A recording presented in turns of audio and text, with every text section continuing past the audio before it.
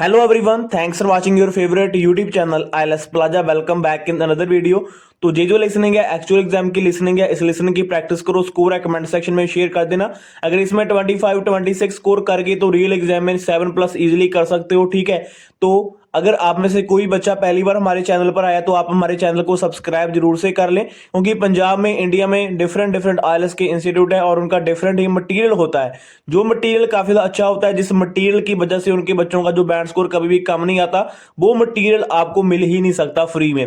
But अगर आपको वो सारा मटेरियल जो कि पूरे इंडिया में आईएलटीएस के बड़े बड़े इंस्टीट्यूट करवाते हैं, अगर आपको फ्री में चाहिए तो आप हमारे चैनल के साथ जुड़ के चैनल को सब्सक्राइब करके वो मटेरियल फ्री में ले सकते हैं। अब जी आपके ऊपर है कि आपने अपने पेरेंट्स के पैसे को बचाना है, पहले अटेम्प्ट में आईएलटीएस का एग्जाम क्लियर करना है या फिर पैसे को बर्बाद करना है।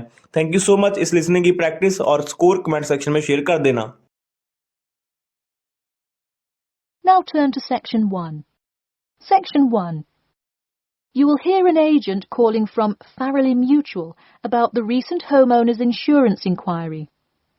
First, you have some time to look at questions 1 to 6.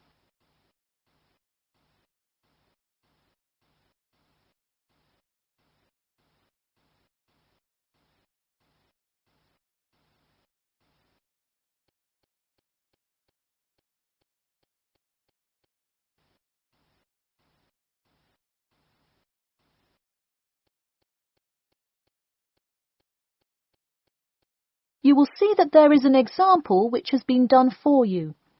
On this occasion only, the conversation relating to this will be played first. Hello.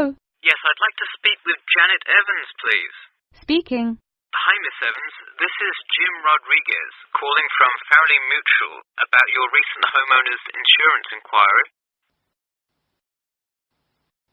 The man says that he'd like to speak with Janet Evans. So, Janet Evans has been written in the space. Now we shall begin. You should answer the questions as you listen, because you will not hear the recording a second time. Listen carefully and answer questions 1 to 6. Hello. Yes, I'd like to speak with Janet Evans, please. Speaking. Hi, Miss Evans. This is Jim Rodriguez calling from Farrelly Mutual about your recent homeowners insurance inquiry. Yes, hi. Thanks for returning my call. My pleasure. I understand you are potentially interested in insurance for a bungalow located a bit out of town. Could you give me the address? Sure, it's 49 Greenway Court. Greenway is one word. Thank you. All right, and would you prefer to be contacted via email or phone? Either one is fine. Maybe try emailing me first, and as an alternative, I can give you my phone number. Great, and what is your email address? pk2@cat.com. Did you say cat as in the animal? Yes, it is the acronym for the construction company I work for. I'm sure you've seen them around. Yes, I have, and could you give me your primary phone number and the best time to reach you? Sure, the number is 020-4251-9443. I am generally unable to answer my phone at work, but any time after 5:30 p.m. is fine. I will make a note of that here. Now, I'm going to ask you a little bit about property itself, so we can make an accurate estimate of the cost of insuring your home. Could you tell me the size of your house?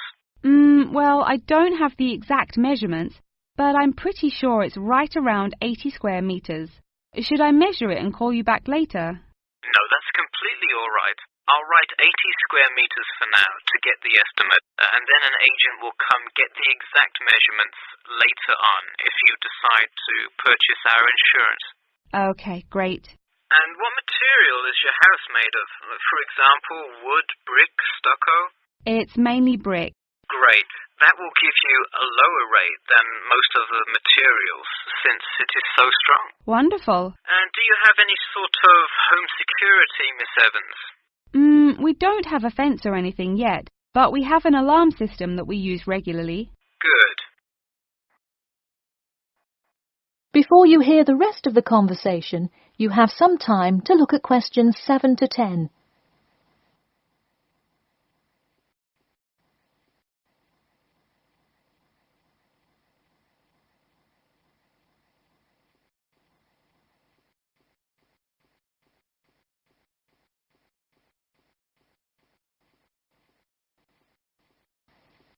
Now listen and answer questions 7 to 10.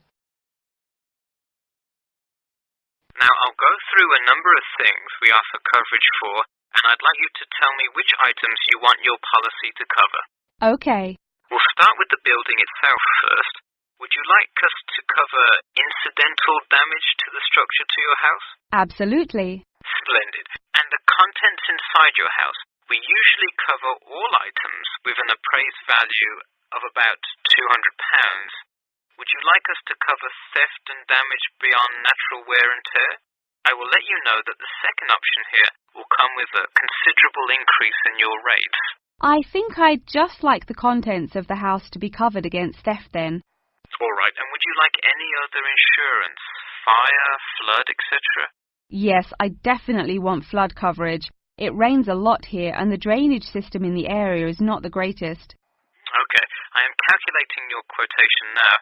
It will just take a second. It looks like your annual insurance rate will be £148.30. Thanks, that seems somewhat reasonable. I would like to take some time to think about it. How long does it take to begin receiving coverage after signing up? It depends on the time of year. It can take anywhere from 2 to 6 weeks. I would say if you sign up by July the 1st, you could start your coverage by August the 1st. I see. Okay, thanks for your help. Should I call you back at this number when I have made my decision? Yes, please. And so that we can look up your account faster, I'll give you a reference number that you should provide when calling. Ready? Yep. It's TR278Q. Got it. Thanks. Thank you, and have a nice day. That is the end of section 1. You now have half a minute to check your answers.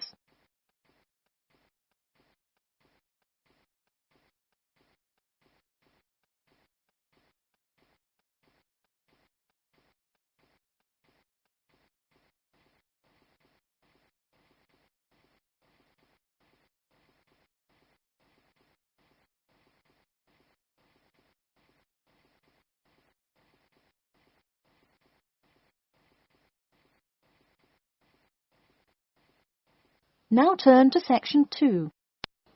Section 2. You will hear a talk about a pool and outdoor venue created by some people. First, you have some time to look at questions 11 to 14.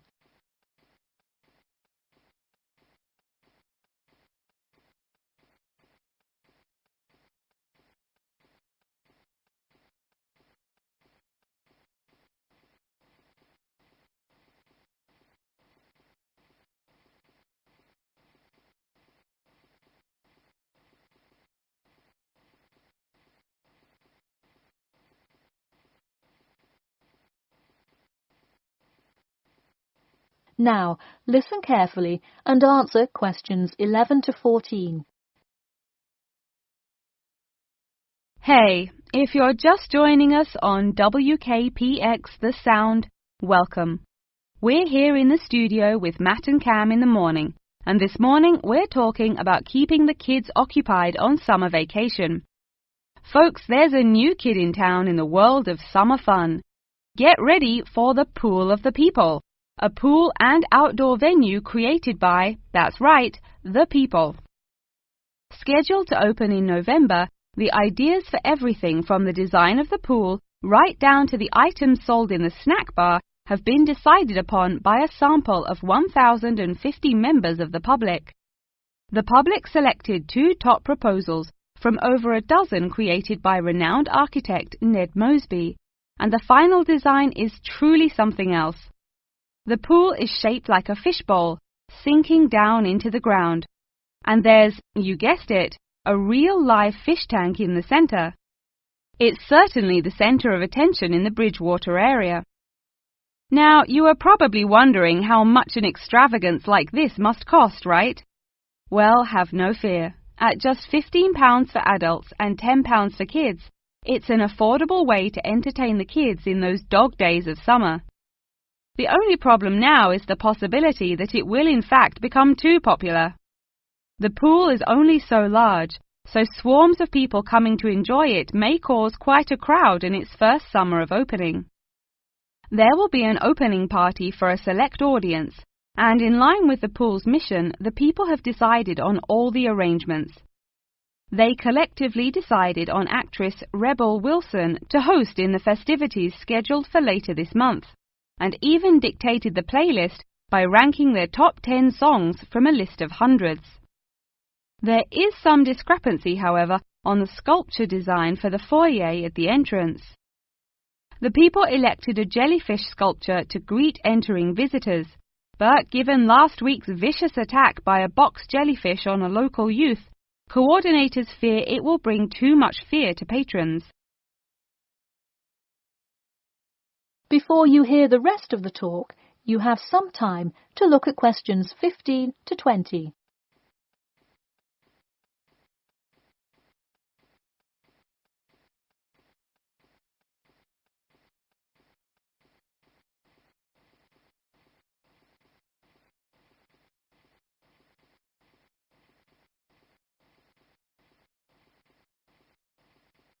Now listen and answer questions 15 to 20.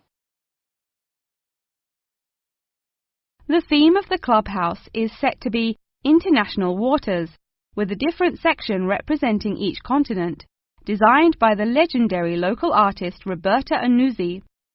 Representing Asia in the reception area will be a mosaic made up of prominent animals indigenous to the continent. A camel, a panda, and the Siberian white tiger, to name just a few. In the West Lounge, feel the cool, icy vibes of the transantarctic mountains of Antarctica. Makes you cold just thinking about it, doesn't it? Just seeing a wall with a mural of the glacial mountains is almost enough to cool you off on a December afternoon. Almost. Why not make the trip to the pool a social studies lesson at the same time? The theme in the ladies' lounge room for Africa may not be what you expected. A safari? Drum music? The Nile River? No. Did you know that Africa was home to the first jewelry? I sure didn't. By contrast, as you may expect, North America's theme for the card room is as modern, even futuristic as it gets. Annuzzi created for North America a sort of absurdist print, interestingly juxtaposing the moon landing of 1969 with an abstract depiction of humans living on Mars. Seems to me like an interesting commentary on the future of space exploration. And in the men's lounge room, the ancient forts of Sparta, Rome, Greece, and other European civilizations fittingly exhibit the strength and combatant characteristics of these societies. Finally, the cafe and breakfast room area is an enchanting round room that draws all attention to its center, where there is a strikingly realistic sculpture of a volcano. The delicious food may actually be only the second most exciting part of this room, in comparison to the 9-foot statue, complete with brightly colored molten lava to characterize South America. Honestly, it is like a museum visiting each room of the clubhouse. Why not make the trip to the pool an educational one for the kids? We're going to take a quick commercial break here at WKPX, but we'll be back in 10 with more on what's touted to be the summer's hottest place to beat the heat. That is the end of section 2. You now have half a minute to check your answers.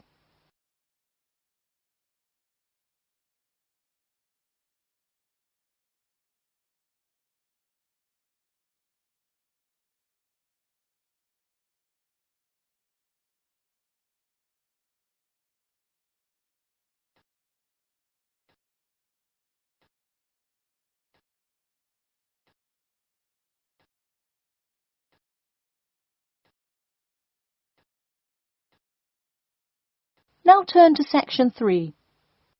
Section 3.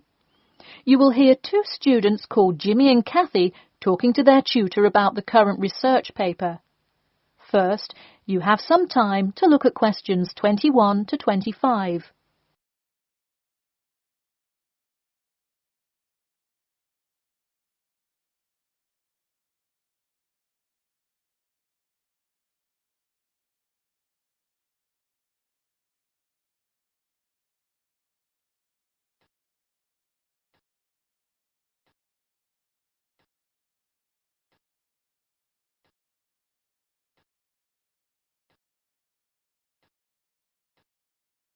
Now, listen carefully and answer questions 21 to 25. Before we start, Jimmy and Kathy, thanks for coming in today to talk about your current research paper. Well, I will also give you some suggestions for your future presentation later. That's great. Okay, I've read the introductory chapter, and so far I like where you're going with your research, you two. Thanks. What did you think of the procedure section? I haven't got there yet. I'll get to that and the results and discussion section in a bit. Oh, if you haven't read the rest, are you just saying you like the introduction? No, the layout is really well done. You have each section clearly marked and have the header and footer perfectly formatted, and your title page is right on the money. A lot of students have trouble with that one. To be honest, we did refer a lot to the example we received in class. That's good to do for spacing and layout, as long as you're not also copying the information. The background information is a little sparse though. You may want to add to it. You think so? I was more worried about whether I had enough data. You definitely need more background information. I would think about finding some more online articles or doing more research in the campus library. That's a good idea. We can go tomorrow.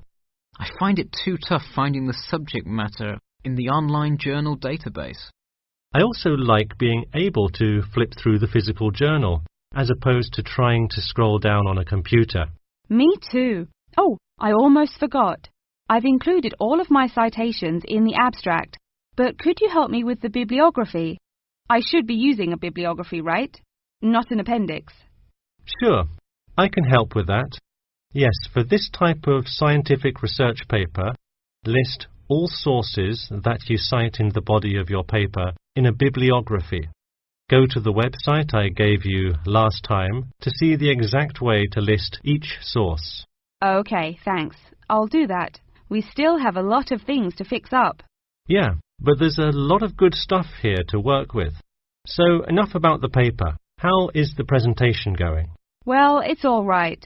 I'm going to go try out the new presentation software while Jimmy's working on the bibliography. Yeah, we are hoping to make an animation of an actual pump, but still have a lot to learn about how to do that. Before you hear the rest of the talk, you have some time to look at questions 26 to 30.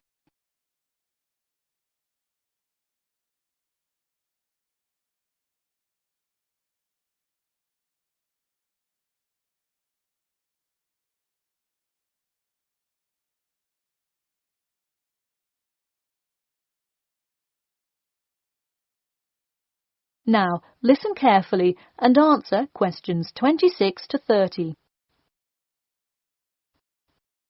Who would have thought before we started this project that we would be able to recreate the motion of a pump? This stuff is just so interesting. So glad to hear it. Yeah, I am glad I took engineering this semester.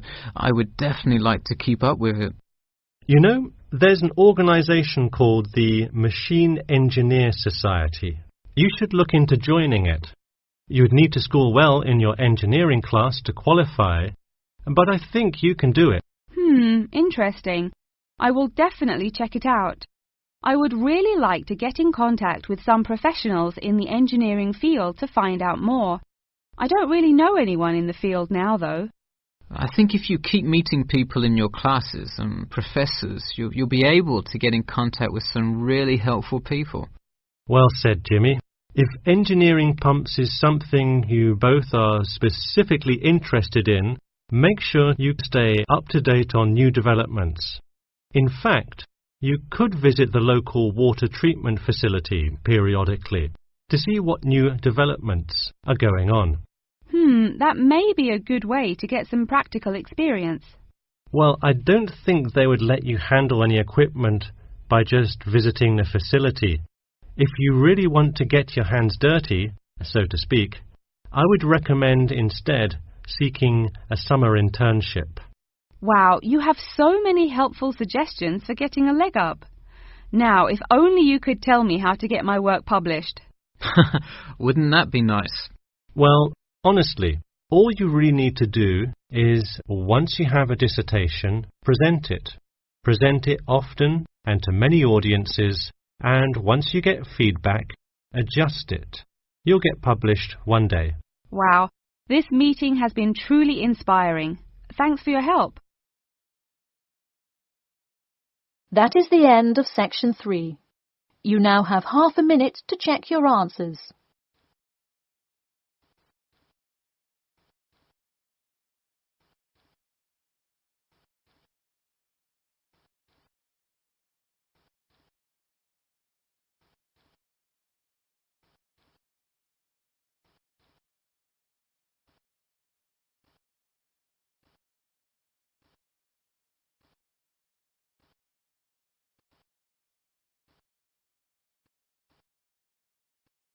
Now turn to section 4. Section 4. You will hear a talk about amber, the formation of amber and its applications in different fields. First, you have some time to look at questions 31 to 40.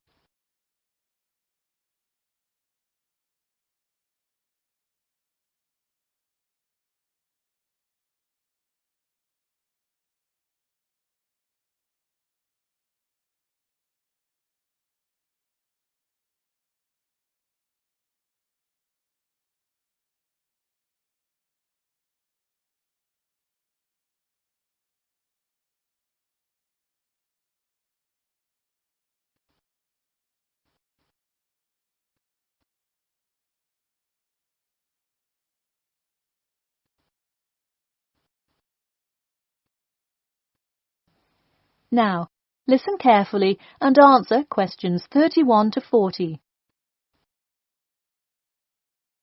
Tonight I'm going to present an overview of the research on amber. Okay, I'll start by giving a brief introduction about amber, then talk about the formation of amber, and then describe amber's applications in different fields. First of all, what is amber? Amber is not a stone, but is ancient fossilized tree resin, which is the semi-solid amorphous organic substance secreted in pockets and canals through epithelial cells of the plant. And why is resin produced? Although there are contrasting views as to why resin is produced, it is a plant's protection mechanism. The resin may be produced to protect the tree from disease and injury inflicted by insects and fungi. Amber occurs in a range of different colors. Besides the usual yellow, orange and brown, other uncommon colors are also associated with it.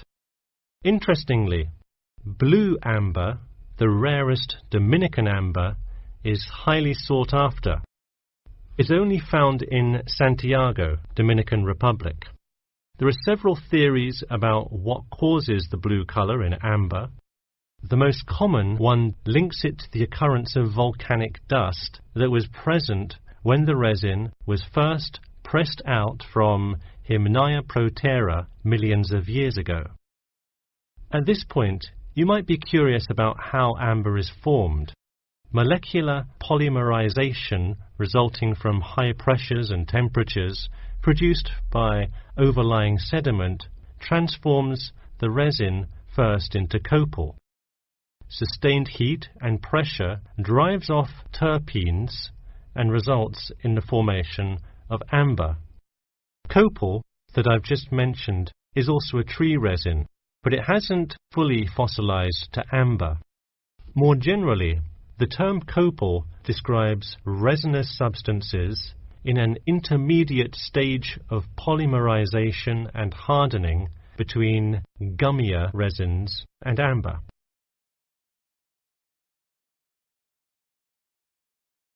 So where can we find amber? It can be found on seashores. The main producer worldwide is Russia. In fact, about 90% of the world's available amber is located in the Kaliningrad region of Russia, which is located on the Baltic. Here, the resin is washed up on the coast after being dislodged from the ocean floor by years of water and ocean currents. However, exposure to sunlight, rain, and temperate extremes tends to disintegrate resin. This also indicates that amber is not really an ideal fossil preservative for most uses. We've already learned that amber is made of tree resin.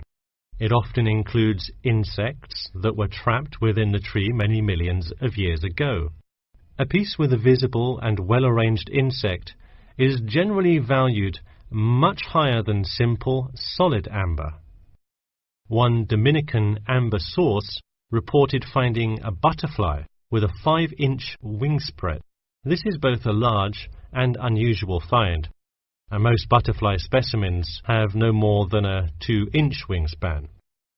Inclusions in Dominican amber are numerous, 1 inclusion to every 100 pieces. Baltic amber contains approximately 1 inclusion to every 1,000 pieces. Now that you have a basic knowledge of amber, I'd like to talk a bit about amber's application in different fields. First, amber is appreciated for its colour and beauty. Good quality amber is used to manufacture ornamental objects and jewellery. For instance, using a variety of exclusive, first-class quality natural Baltic amber with silver to make natural amber jewellery. But due to the biodegradation of amber fossils, people with amber jewellery have to take special care of it to ensure that the amber is not damaged. It was previously believed that amber worn on the neck served to protect one from diseases of the throat and preserved the sound mind. Callistrate, a famous doctor in the Roman Empire, wrote that amber powder mixed with honey cures throat, eye, and ear diseases, and if it is taken with water, eases stomachache. While the mystery around that use of amber has not been cleared, one thing is sure: it will help effectively to defeat small malaises. Amber has even been used as a building material. Amber created the altar in St. Brigida Church in Gdansk, Poland. In St. Petersburg, Russia, the walls of the famous Amber Room were lined with intricate carvings and inlaid designs. This palace room is being reconstructed from photographs and can be visited at the Catherine Palace, located in the town of Tsarskoye Selo. And finally, the fourth use of amber is that... That is the end of section 4. You now have half a minute to check your answers.